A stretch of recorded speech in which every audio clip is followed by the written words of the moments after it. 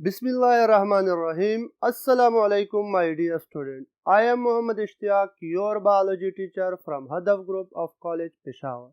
Dear student, जिस तरह हमने प्रीवियस लेक्चर में लेक्चर नंबर 9 में हमने ऑस्मोरेगुलेटरी फंक्शन पढ़ा किसका, किडनी एज ऑस्मोरेगुलेटरी ऑर्गन पढ़ा। फिर उसके बाद हमने सोडियम लेवल किस तरह कंट्रोल होता है किडनी के थ्रू वो हमने स्टडी किया, और आखिर में हमने यूटीआईएस स्टडी की, यूरिनरी ट्रैक्ट इन्फेक्शंस। और मैंने लास्ट में ये भी बताया था कि लेक्चर नंबर 10 में हम किसके बारे में पढ़ेंगे, लेक्चर नंबर 10 में हम यूरिनरी स्टोन्स के बारे में पढ़ेंगे। तो यूरिनरी स्टोन्स क्या है, यूरिनरी स्टोन की डिफिनीशन क्या है। सबसे पहले हमारे पास इसकी डिफिनीशन में urinary stones are hard crystalline materials that stick together to form small pebbles within kidney or urinary tract. Kidney stone क्या है, इसको हम सिंपली यूरिनरी स्टोन भी कहते हैं और इसको उर्दू में कहते हैं गुर्दे की पथरी। गुर्दे की पथरी का मतलब क्या है, जब गुर्दे में पत्थर प्रोड्यूस हो जाए, स्टोन प्रोड्यूस हो जाए। अब आप कहेंगे कि ये किस तरह स्टोन है, कोई इंसान खाता है फिर उसमें पैदा हो जाते हैं, या कोई इंसान इसको पानी में पी लेता है, नहीं, ये इस तरह के स्टोन नहीं होते, ये somewhat different type of stones होते हैं। और किस तरह पैदा होते हैं, जब हार्ड क्रिस्टलाइन मटेरियल आपस में किडनी में जमा हो जाए और फिर वो स्मॉल पेबल्स बनाते, पेबल्स कहते हैं कंकरियों को, कंकरियों की सूरत में आ जाते हैं। कहाँ पे, किडनी में या यूरिनरी ट्रैक्ट में, फिर हम इसको हम क्या कहते हैं, किडनी कहते हैं।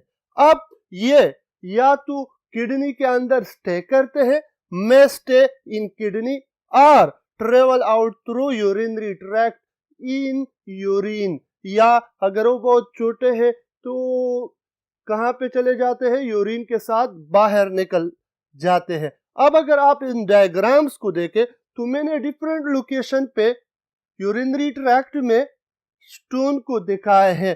फॉर एग्जांपल फर्स्ट वन अगर आप देखें, ये वाला, ये ह्यूमन किडनी है और ये किडनी के अंदर स्टोन पड़ा है पेल्विस में, रेड कलर में आपको दिखाई देगा। इसको हम कहते हैं किडनी स्टोन। जब किडनी के अंदर स्टोन मौजूद हो तो हम इसको किडनी स्टोन कहते हैं। लोकेशन कहाँ है, पेल्विस है। दूसरा अगर आप देखें, ये यूरेटर है, यूरेटर के अंदर अगर स्टोन मौजूद हो तो फिर इसको हम कहते हैं यूरेटर स्टोन। और अगर स्टोन मौजूद हो यूरिनरी ब्लैडर में, फिर इसको हम कहते हैं यूरिनरी ब्लैडर स्टोन। तो ये मुख्तलिफ जगहों पे आ सकते हैं। Any part of the urinary tract में, वो किडनी में, पेल्विस में भी हो सकते हैं, वो यूरेटर में भी हो सकते हैं, और साथ में यूरिनरी ब्लैडर में। अब इसके सिम्टम्स क्या है, जिसको हम कहते हैं अलामात, और इंडिकेशंस क्या है, what are the symptoms and indications of kidney stone. याद रखे बेटा कि जब किडनी स्टोन इनसाइड प्रोड्यूस हो जाते हैं फिर इसका दर्द नहीं होता, काज नो पेन, कोई दर्द नहीं होता। When they are in the kidney, जब वो किडनी के अंदर हो, जब वो यहाँ पे मौजूद हो तो फिर वो कोई दर्द नहीं, आपको दर्द महसूस नहीं होगा। लेकिन cause sudden pain when they travel from the kidney, और जब ये ट्रेवलिंग स्टार्ट करे किडनी से, फिर क्या होता है, सख्त दर्द महसूस होता है। क्या होता है, सख्त दर्द महसूस होता है।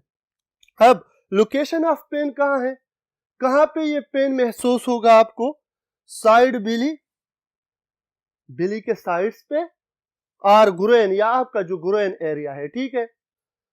कलर ऑफ यूरिन किस तरह बन जाता है, बिकम पिंकिश और रेडिश, पिंक कलर का या रेडिश कलर का आपका यूरिन बन जाता है।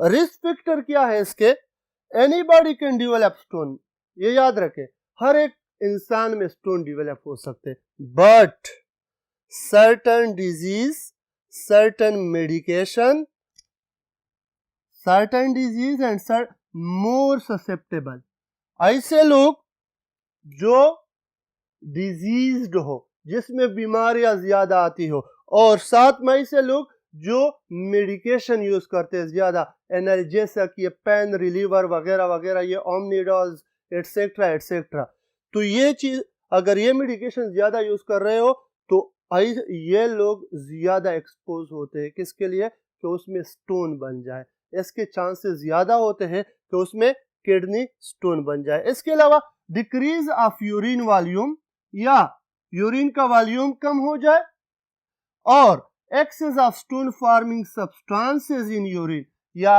आपके यूरिन में वो सब्सटेंसेस ज्यादा हो जाए जिसकी वजह से स्टोन बनते हैं। ये बहुत इंपॉर्टेंट पॉइंट है कि अगर किसी इंसान में वो सब्सटेंसेस ज्यादा हो जाए जिसकी वजह से यूरिन बनते हैं, तो इसमें रिस्क फैक्टर ज्यादा होता है कि किडनी स्टोन डेवलप्ड हो जाए। तो ये हमारे पास क्या थे रिस्क फैक्टर, किसके, के किन किन लोगों में किडनी स्टोन बन सकते हैं। तो वो लोग जो ऑलरेडी डिजीज होते हैं, उसमें बीमारियां होती है, या वो लोग जो ज्यादा मेडिकेशन यूज करते हैं वो ज्यादा ससेप्टेबल होते हैं। इसके बाद हम क्या स्टार्ट करेंगे, chemical nature of stone start करेंगे, जो कि अगले बोर्ड पे है।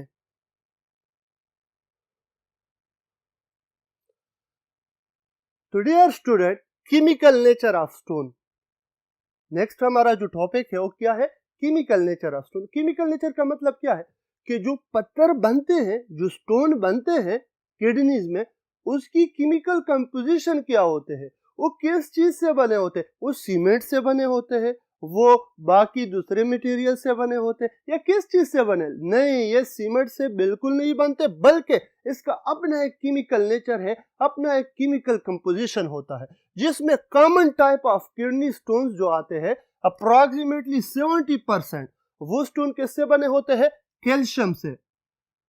और कैल्शियम अलग नहीं होता, उसके साथ या ऑक्सिलेट अटैच हो जाता है या फास्फेट, जिसको हम कहते हैं calcium oxalate stone and calcium phosphate stone. तो ये सबसे ज्यादा प्रोड्यूस होने वाले किडनी स्टोन है, जो कि कितने परसेंट है, 70% है। इंपॉर्टेंट पॉइंट 70%, ये याद रखें। सेकंड हमारे पास यूरिक एसिड स्टोन, जो कि कितना है 5 to 10%, कितना है 5 to 10%। यूरिक एसिड आप लोगों को पता है, जब यूरिक एसिड ज्यादा हो जाए तो इसकी वजह से भी किडनी में स्टोन प्रोड्यूस हो सकते हैं, लेकिन इसकी परसेंटेज कम है 5 to 10%।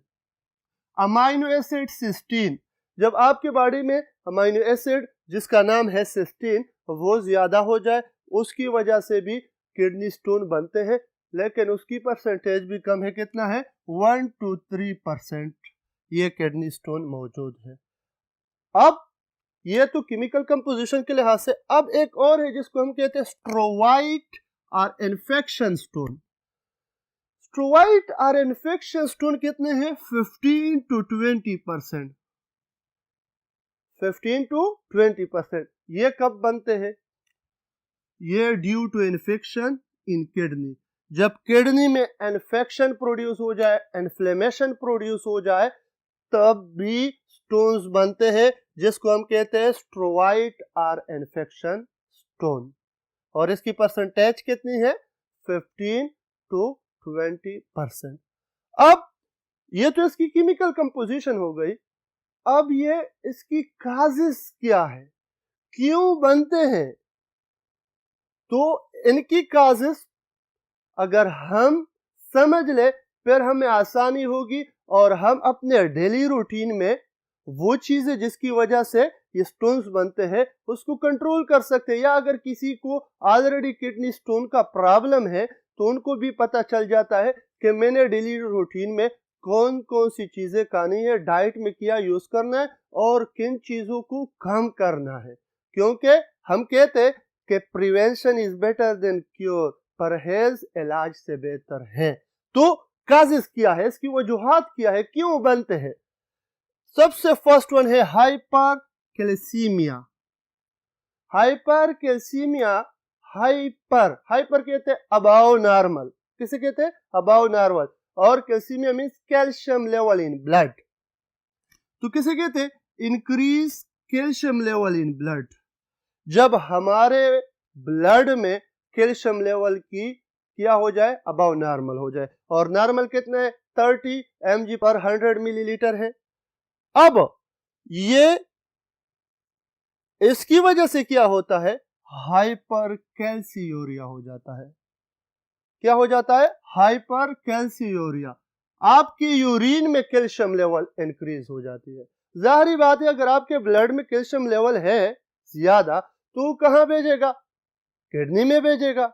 और किडनी में क्या हो जाएगा? यूरिन में कैल्शियम लेवल इंक्रीज हो जाएगा। सही है, यूरिन में कैल्शियम लेवल क्या हो जाएगा? इंक्रीज हो जाएगा। May be due to hyper parathyroidism. तीसरी बात क्या है? Hyper parathyroidism. Hyper parathyroidism, over secretion of parathormone. Parathormone आप लोगों ने 10th क्लास में पढ़ी होगी। पैराथायराइड ग्लैंड इसको सिक्रीट करता है। कौन? Parathyroid gland. थायराइड ग्लैंड के ऊपर क्या? थायराइड ग्लैंड के ऊपर एक और ग्लैंड है जिसको हम क्या कहते हैं? थायराइड ग्लैंड यहाँ पे है, इसके ऊपर एक और ग्लैंड है जिसको हम कहते हैं पैराथायराइड ग्लैंड। और वो सिक्रीट क्या करता है?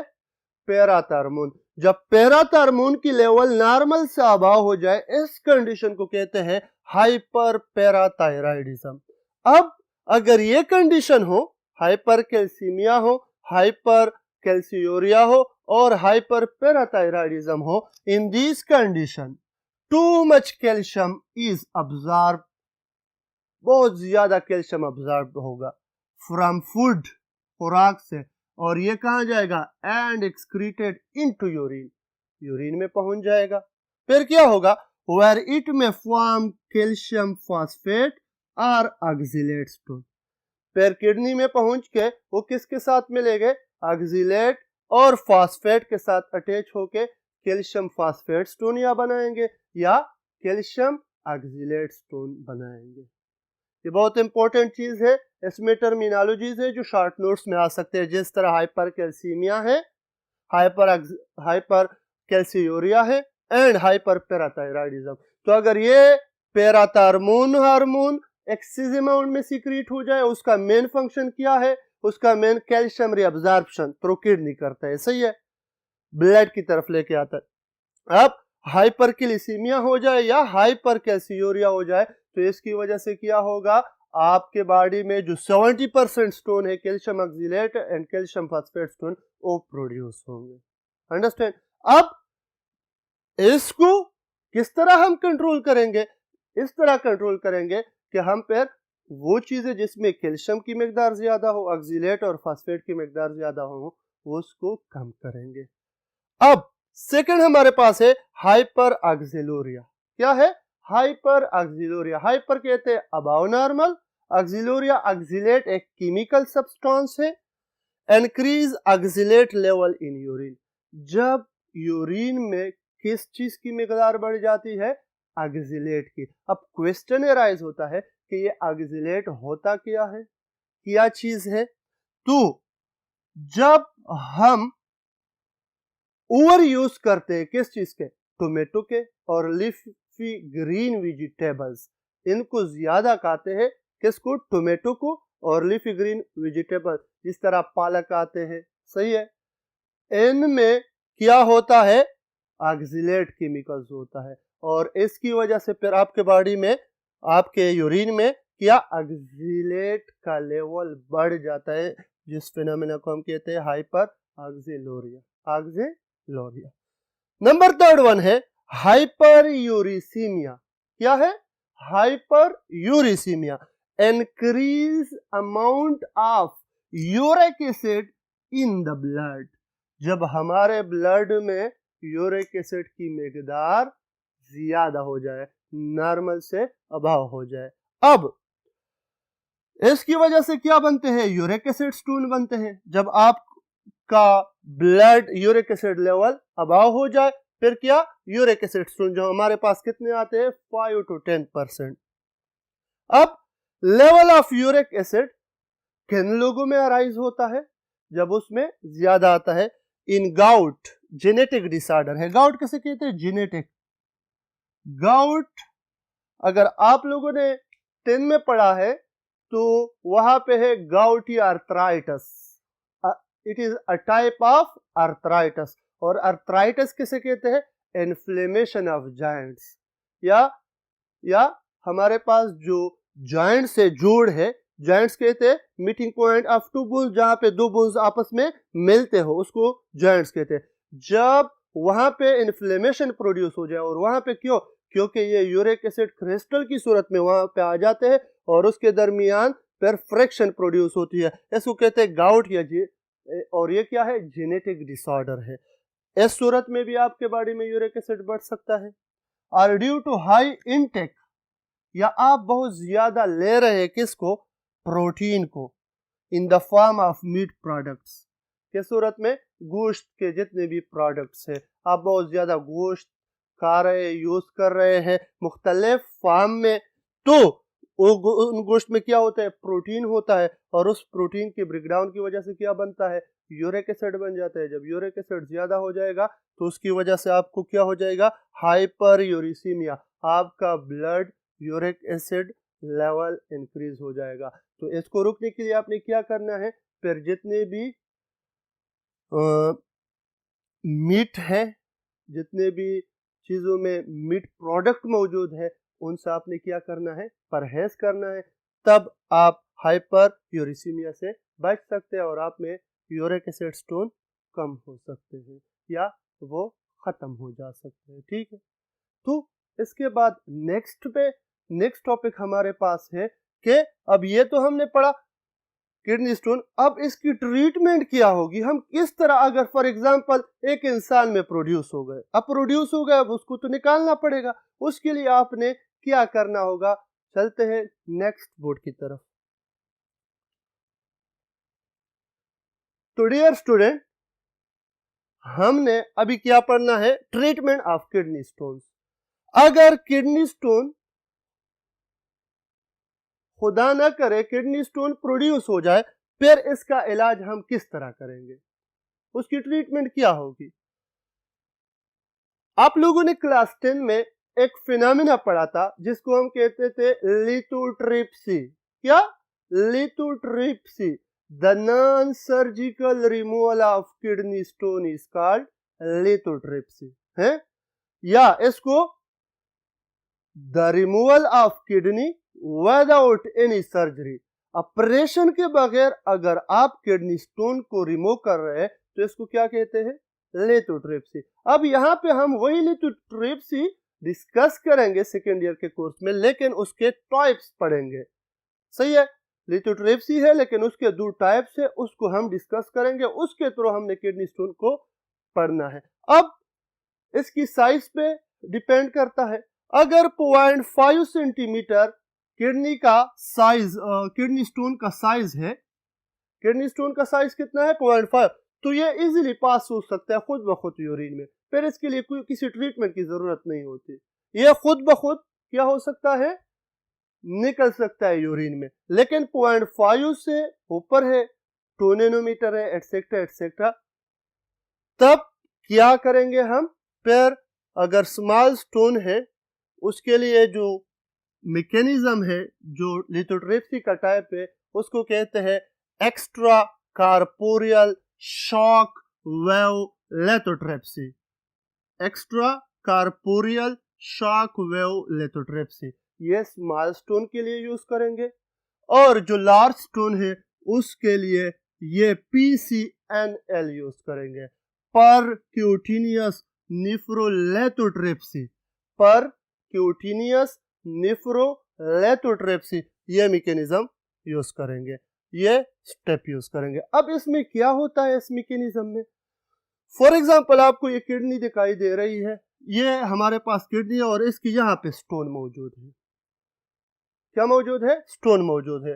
फिर अगर आप लोग चले गए किसी भी किडनी सेंटर में, तो वहां पे एक बेड पे मरीज को लिटाया जाता है, ऊपर से जो हमारे पास अल्ट्रासाउंड शॉक वेव्स होते हैं उसकी एक इक्विपमेंट मशीन होती है, उसको ऑन करते हैं, फिर उसको क्या कर लेते हैं, उसके जरिए बिल्कुल उसको देखा जाता है, एक स्कोप होता है, मॉनिटर होता है, उसमें देखा जाता है, जब बिल्कुल वो रेस उस स्टोन पे सही पड़ जाते हैं, फिर उसको टारगेट किया जाता है। उस स्टोन को जब टारगेट किया जाता है तो उसके बाद क्या हो जाता है, वो स्टोन फूजी फॉर्म में कन्वर्ट हो जाता है, पाउडर सूरत में, छोटे छोटे टुकड़ों में वो स्टोन कन्वर्ट हो जाता है। फिर उसके बाद वो पीसेस ऑफ स्टोन क्या हो जाते हैं, मूव्स इन यूरिन। जब छोटे छोटे बन जाते हैं तो आप इसको यूरिन में एक्सक्रीट कर सकते हैं। अंडरस्टैंड? ये क्या है, अल्ट्रासाउंड शॉक वेव का इक्विपमेंट ऊपर से इस पे पड़ रहे हैं,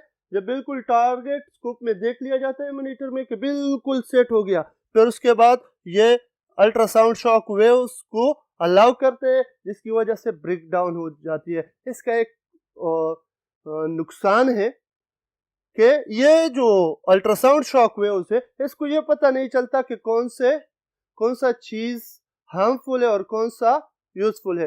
इसमें जो आपके बॉडी टिश्यूज होते हैं वो भी डैमेज हो सकते हैं। ठीक है, दूसरा जो हमारा तरीका है PCNL, परक्यूटेनियस नेफ्रोलिथोट्रिप्सी। इसमें ये हमारे पास स्किन का लेयर है और ये इनसाइड बॉडी में किडनी है और ये स्टोन है किडनी का। इसके लिए हम क्या यूज करते हैं, एक ट्यूब, ये ट्यूब यूज करते हैं, स्कूप के जरिए इसको देखते हैं, सही। और थर्ड वन, अल्ट्रासाउंड इक्विपमेंट के जरिए फिर क्या करते हैं, इसको वेव्स के थ्रू इसकी ब्रेक डाउन करते हैं, फिर वो छोटे छोटे सुराख उसमें कर लेते हैं और उसके इस इक्विपमेंट या इस ट्यूब के जरिए उसको बाहर निकाल दिए जाते हैं। क्या निकाल दिए जाते हैं, उसको स्टोन्स को बाहर निकाला जाता है। और एक और बात भी याद रखें, ये तो हमने किडनी स्टोन पढ़े, गॉल ब्लैडर स्टोन्स भी होते हैं। गॉल ब्लैडर का नाम आपने सुना होगा, जो कि क्या करता है, मेनली गॉल ब्लैडर का काम है, ये लीवर के साथ अटैच होता है, ब्लैश ग्रीन कलर का होता है। ये जो लीवर में बाइल जूस बनता है ये स्टोर करता है। जब यहाँ पे स्टोन प्रोड्यूस हो जाते हैं, फिर इसका कोई तरीका नहीं है बाहर निकालने का। इसका एक ही तरीका होता है कि इस गॉल ब्लैडर को फिर आपने बॉडी से रिमूव करना होता है, क्योंकि वो स्वेल हो जाता है, इन्फेक्शन हो जाता है, जिसकी वजह से वो लीवर को भी तकलीफ देता है। इस वजह से फिर उसकी यही नॉन सर्जिकल प्रोसेस होती है, उसके जरिए उसको बॉडी से बाहर रिमूव किया जाता है।